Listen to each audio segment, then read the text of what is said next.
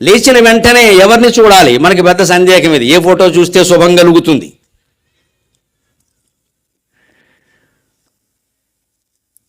దానికి మన భారతీయ సంస్కృతి సమాధానం చెబుతుంది. మీ ఇష్టదైవాన్ని చూడండి, మీ గురువును చూడండి, తల్లిదండ్రులను చూడండి, వాళ్ళని చూడండి, వీళ్ళని చూడండి, మీ ఆవిడని చూడండి, మీ ఆయన్ని చూడండి, ఎవరిని చూసినా చక్కగానే ఉంటుందమ్మా.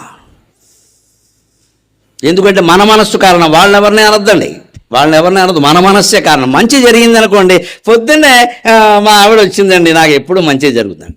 ఏ పొరపాటున ఏదైనా జరిగిందనుకో, ఆవిడ ఎప్పుడు వచ్చినా ఇంతే అంటాడు. ఆవిడేం చేసింది? నేను లేపడానికి వచ్చింది ఆవిడ. అది తప్పే.